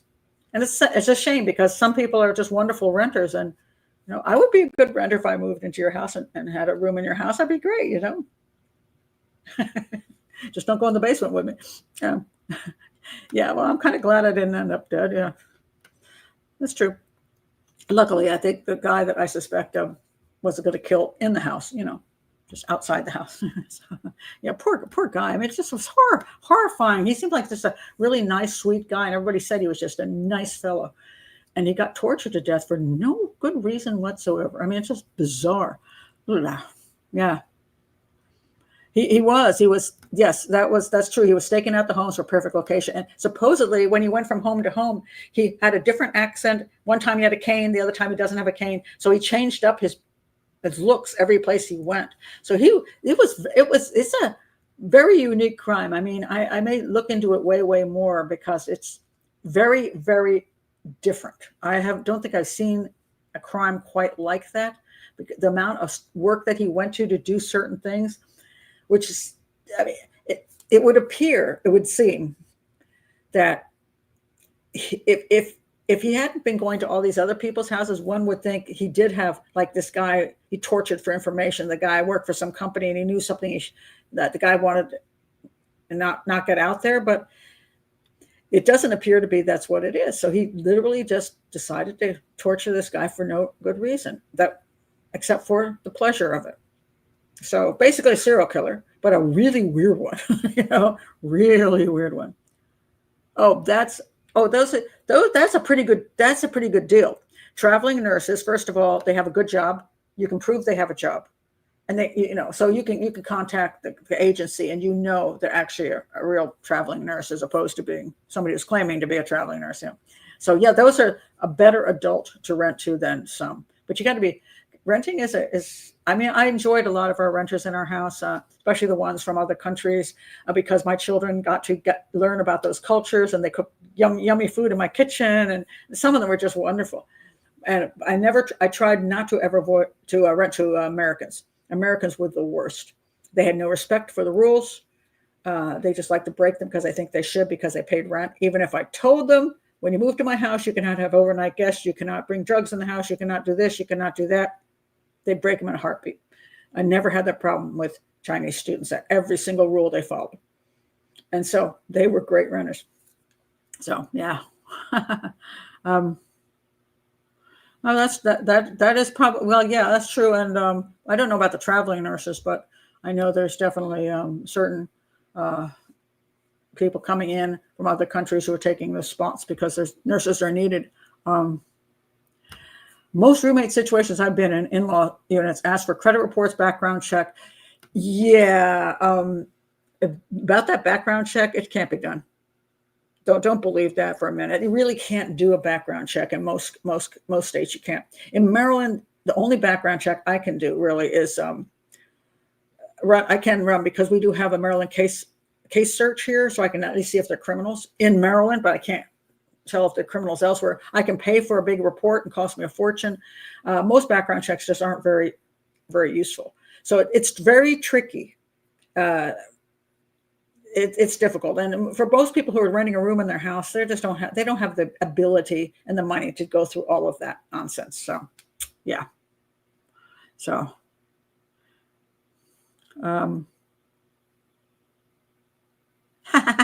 well, that is true. But usually they kill the serial killers. They usually kill, as I've always pointed out, the number one place they kill is in like nursing homes on the midnight shift because they have such easy access and they don't have to have great credentials to get that. They're more of a practical nurse. But then you get like Lucy Letby. Yep, they kill too. So they can be serial killers. They're usually not going to kill the person, the landlord. Probably not. Oh, okay. Here's a weird one. Okay, this couple, they're not really a couple, but the guy, this is a Joe. I don't know why his name is Joan, but okay, the pause, and over on the right you've got Daisy Link. Now, she got pregnant by him while in jail. So how do you think that happened? She got pregnant by him while she was in jail. Well, I want to see what your guesses are because you probably haven't seen this case. It's unique. I'll tell you that. Let me find it while I'm seeing what your guesses are. Okay, here we go. And she was an inmate in a Miami jail. And she gave birth to a baby girl in June. You're very good, Caitlin. Pretty much. It was a turkey baster, but he the guy was also in jail. So no, he's not a security guard. He was also in jail. Both of them were in the same jail, but not in the same cell. And he was not a security guard. It's just the most bizarre case. Baked in a cake. Pretty much, but it gets even fancier than that. But you're basically correct. She looks mean. Okay. Accused murderers. Both of them are murderers too. I mean, we're not talking about they're in there for a drug offense. Accused murderers get pregnant in secret despite never seeing each other in a Miami jail. I can't believe it worked. Okay. A Florida woman who became pregnant while in jail on murder charges gave birth to a baby whose father is a fellow inmate accused of murder, even though she says they've never met in person and have never had physical contact with each other. Florida court records indicate that both Daisy Link and Joan, I'm not sure how his name is pronounced, Mejoan or something, De Paz, are currently in custody being held on charges of murder. Both have been in custody since at least 2022. But she gave birth to a daughter fathered by him. She's a miracle baby. She's a blessing, Link 29 told the station in a jailhouse interview. So here is what happened. They explained how she was able to get pregnant. Link told the outlet that she and De Paz were able to speak to each other through the air conditioner vent in her cell. They also began passing notes and pictures to each other, and a romantic relationship began. De Paz, 23, told WSVN that he eventually shared that he wanted to have a baby, but he knew he might never have the opportunity for a long time because you should be in prison for the rest of your life, probably. Link agreed to try and have a child with her fellow inmate. The two used bedding to make a line between their two vents, which De Paz tells WSVN that he then used to pass semen rolled in saran wrap to Link in her cell. He would kind of like roll it up like a cigarette, and he would attach it to the line that we had in the vent, and I would pull it through. From there, I placed it inside, one of those yeast infection applicators I had placed inside of there, and then from there, I administered it. And she became pregnant. Her child was born and now lives with his mother. I can't believe it worked, Link reportedly said. I think everything happened for a reason. She told the outlet that De Paz told the outlet that Link getting pregnant, despite the two never having touch, was like the Virgin Mary. Well, two psychopaths in a pod, let me tell you. The pair are now in different jails, but they communicate over phone and have video visits with their daughter.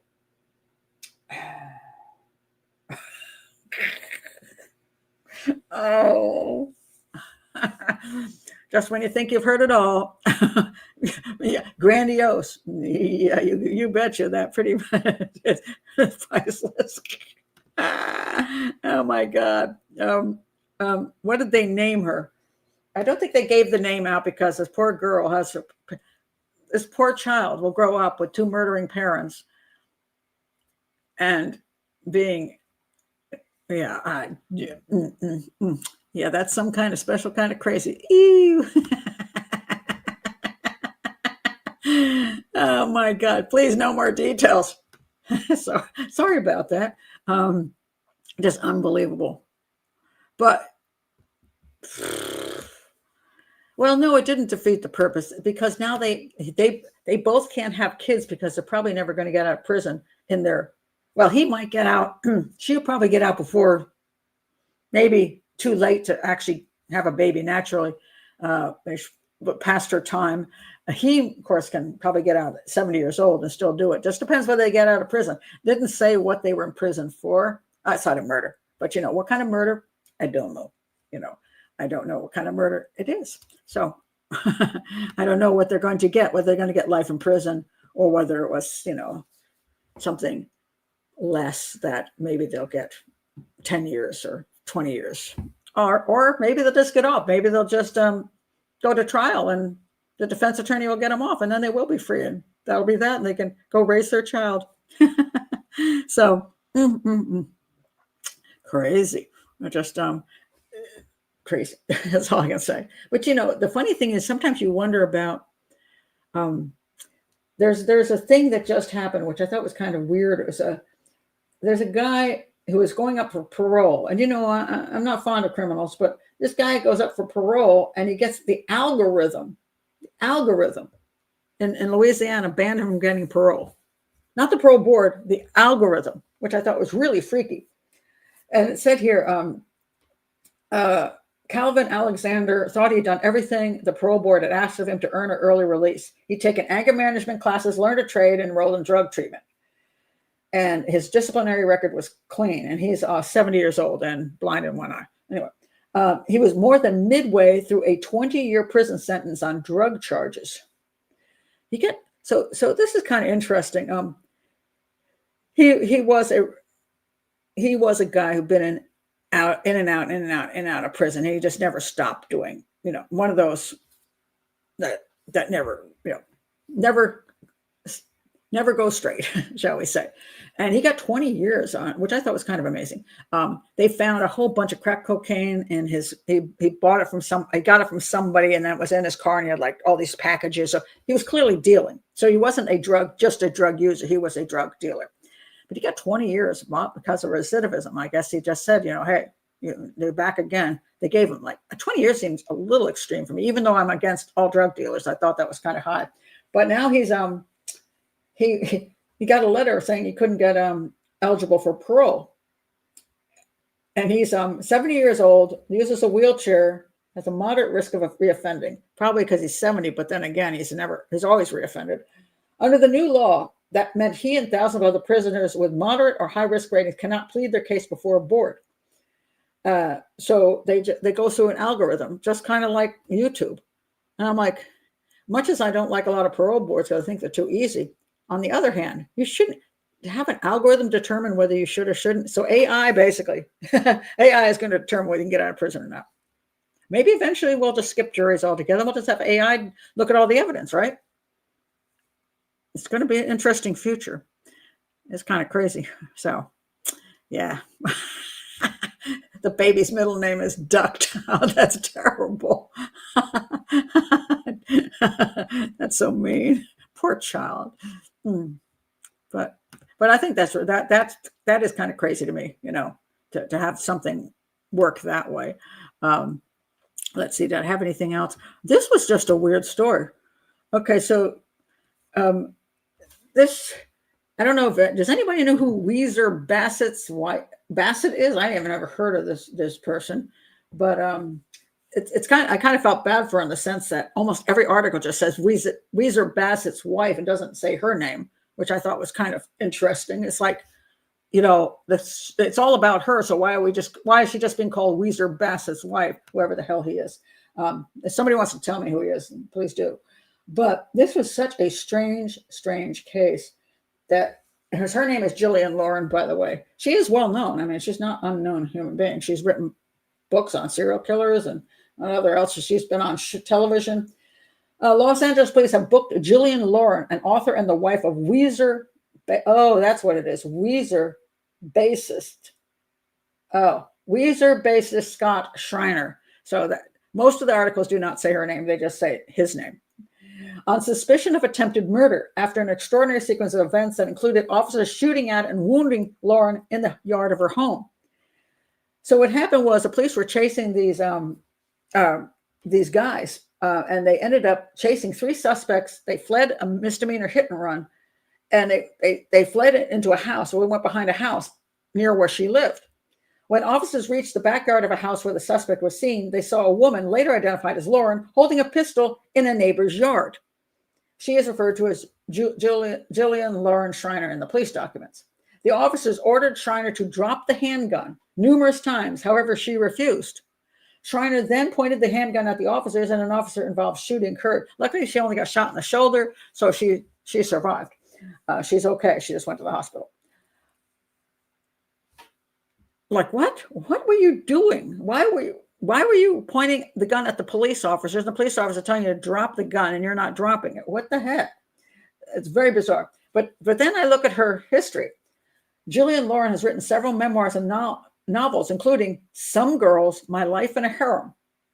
Her account of her experiences as a member of the Prince of Brunei's harem. So she went made something like $300,000 a year living in the palace of the Prince of Brunei, and basically she's prostituting. Okay, no, she's part of a harem. She's a prostitute. So she was a prostitute for 2 years over there, and then she wrote a book, and she made a lot of money. And now her most recent book, Behold the Monster, Confronting America's Most Prolific Serial Killer, is an expansive true crime story about the serial killer Samuel Little. She got the idea for the book after speaking with the LAPD homicide detective. She's also an adoption advocate. Well, that's nice. Who's drawn on her experience as both an adopted child and adopted mother. I kind of like that. She's given a TED talk, but she's out there with a gun pointing it at police officers and refusing to drop it. What? So anyway, I'm going to check out her book now. Now I'm really curious. I'm going to go. I want to see whether how much she made on that other book, because people just absolutely love, publishers absolutely love anything to do with prostitution. If you can tell a story about that, you're going to make money. So let's see, Jillian Lauren. Let's see who published her book and what she made off of it. Okay, Some Girls, My Life in a Harem. Who published it? Oh, I saw this book. I might have read this stupid book. It looks very familiar to me. Penguin. She got Penguin. Now she got a, yeah. She was an NYU theater school dropout. The casting director, who she probably has, did she use the casting couch of that casting director? Anyway, told her that a rich businessman in Singapore would pay pretty girls, American girls, $20,000 if they stayed for 2 weeks to spice up his parties. Soon, Jillian was on a plane to Borneo, where she would spend the next 18 months in the harem of Prince Jeffrey Bolkiah, youngest brother of the Sultan of Brunei. It's not like, what am I thinking of? King and I, not that kind of thing. So she left behind her gritty East Village apartment for a palace with rugs laced with gold and trading her band of artist friends for backstabbing beauties. It's a sexy read in an exotic land. Okay. Then eventually, after she got through all that, she got the courage to meet her birth mother and eventually adopt a baby boy. Published in 2010. Okay, then. She's a writer, storyteller, adoption advocate, rock wife, and lousy kickboxer. And now she pointed a gun at the police. What the heck? The new thing just came out. It's an editor's pick. Behold the Monster. I don't know if it's any good or not.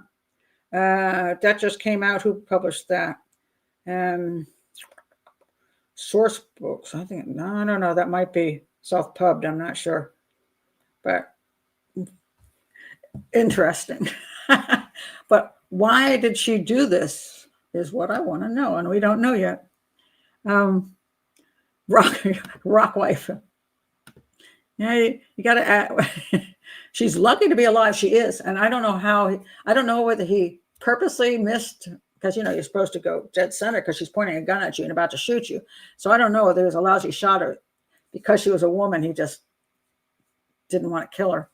But yeah, I don't know. What? Holiday in the Sun. Oh, really? Okay. Oh my God. You think drugs are involved. One does wonder. It is so amazing how often drugs are involved in these kind of things, because it's such out of character behavior. Well, at least I think it's out of character that you would do something that's stupid and dangerous, and you got a kid. You have a family. So So I don't know what she's going to get charged with.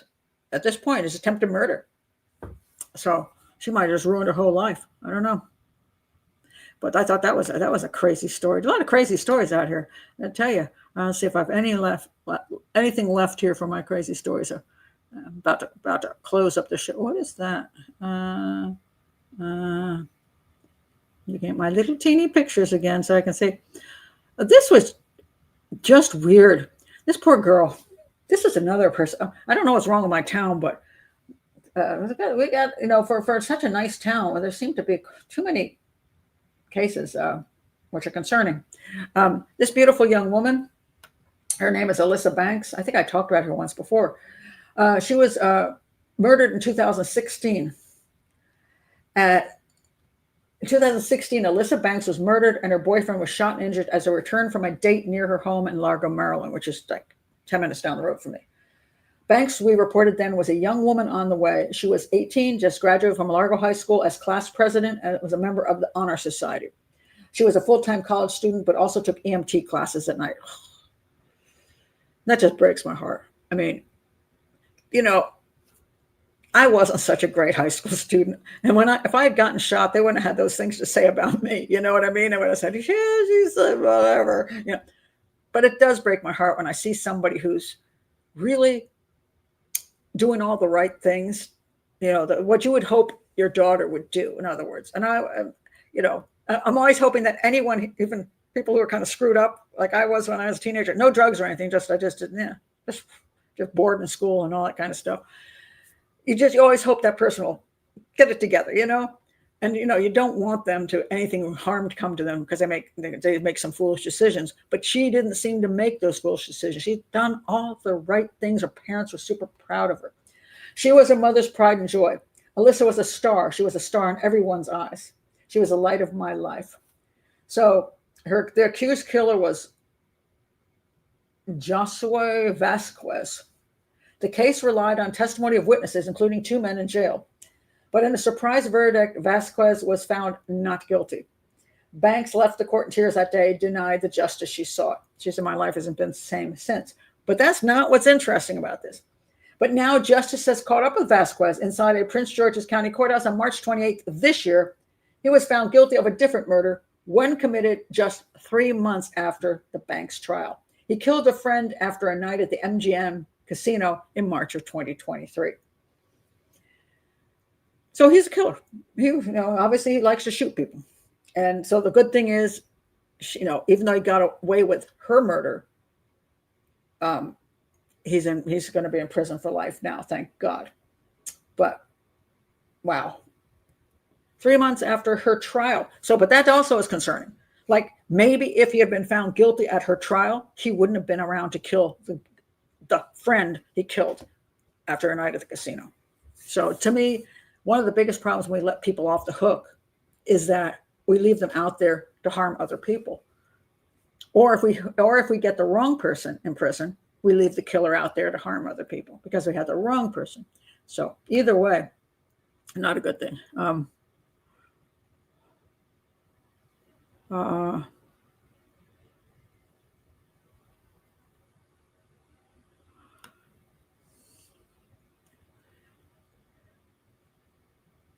Let me just see what else I have here before. See if there's anything else. Let me look at my list here and see if there's anything else before I've got like just a few minutes. I'm not going to talk about that yet. There's this girl, and this drives me crazy, and I always wonder, how do you deal with this?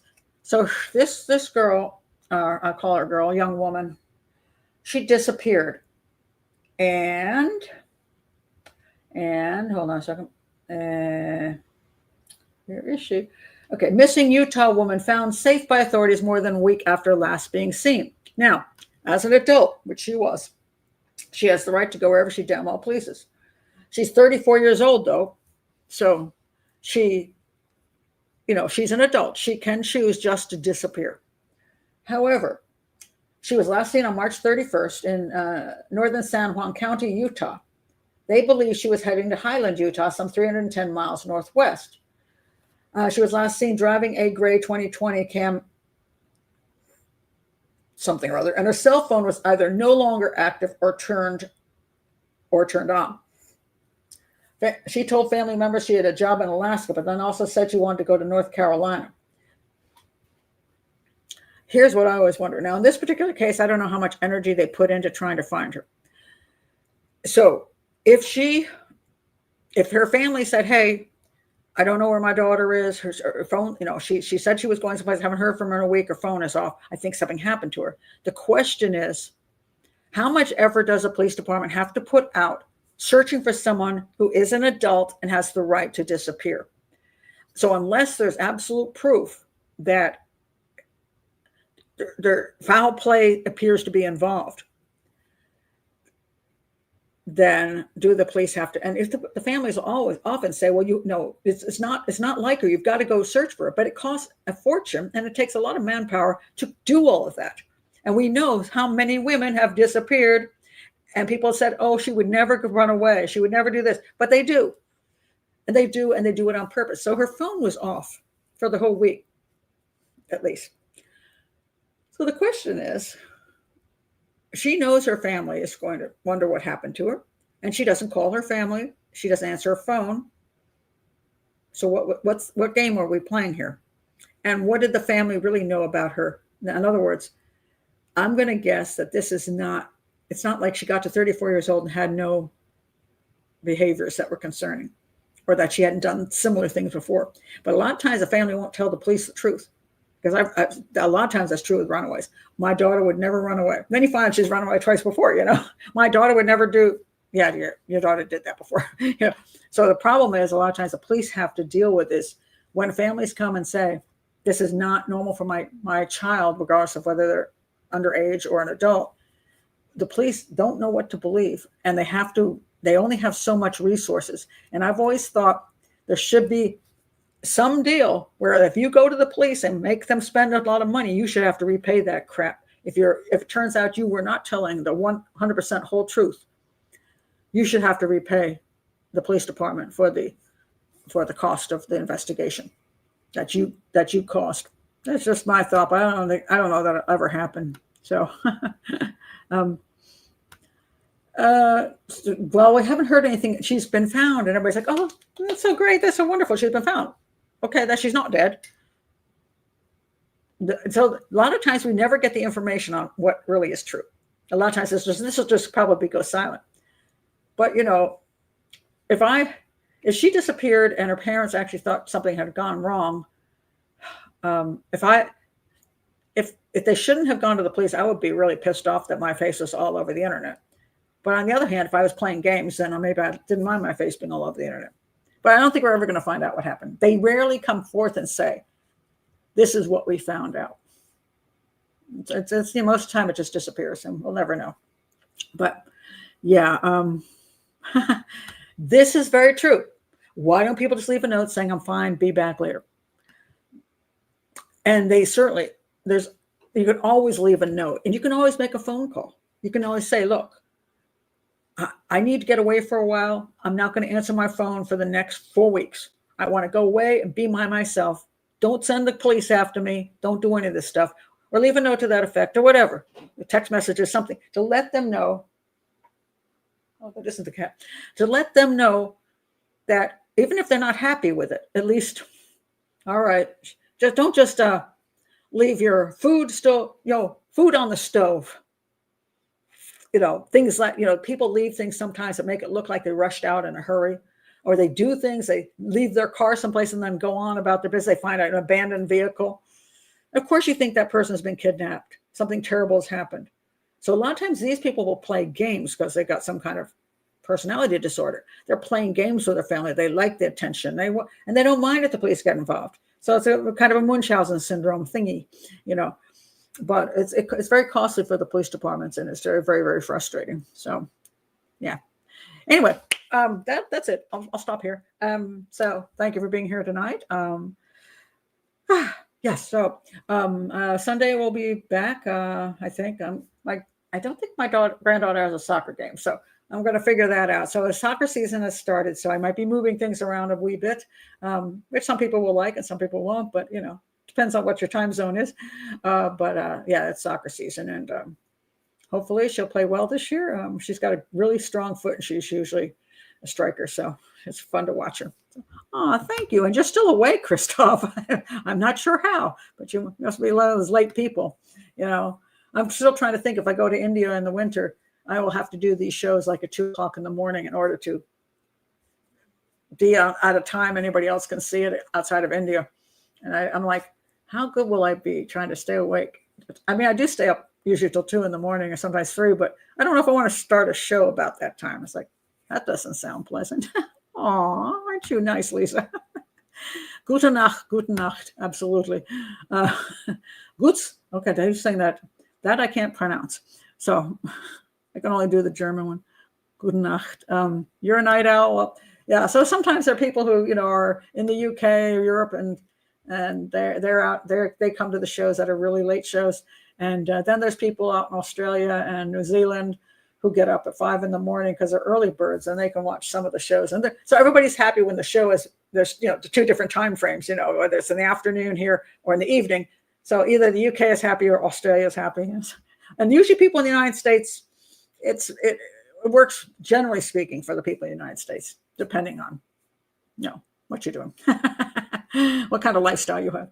Anyway, thank you for being here. And so I probably will be back on Sunday and tomorrow evening. Yes, that will be that thing on the dying for sex nonsense, put out by Disney, by the way.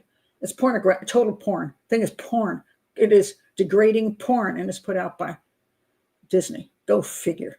That's why I say I'm upset these days, because I'm just like, hey, can we stop this? Can we just stop this? You know, it's so bad. And also, if you haven't seen my Dear Profiler Pat channel, go check it out. There will be a link below the one I just put up was I'm terrified of Alzheimer's. What do I do? And because at a certain age, we start getting worried because, like, we hear everything is about Alzheimer's these days, and you just feel like you got no chance. And, you know, no matter what you do, you're going to get Alzheimer's. But I didn't put this in my video, but I just found this out. Apparently, people who are married get more Alzheimer's than people who are single. So, yes, I win. Oh my God. So anyway, Carla says, cauliflower, I like those shows at different times. Sometimes I can hang and sometimes not, but at least once a week I can make one. That's why I try to move it around. I do. And I wish it was easy for everybody, but it's very hard with live shows. But obviously when videos, or once a live show is finished, everybody can see every one of the videos at any time. But if you want to be here and hanging out, it's a different matter, you know. So, but I'm glad so many of you can hang out. That's really nice. Anyway, I will live after all.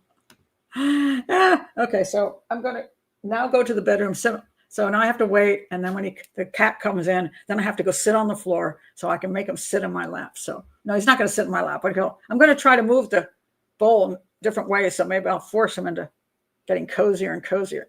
If he doesn't rip my face off, which he probably will, because he's not exactly my fan, shall we say. It's not a love situation. So anyway, see you guys soon. Bye.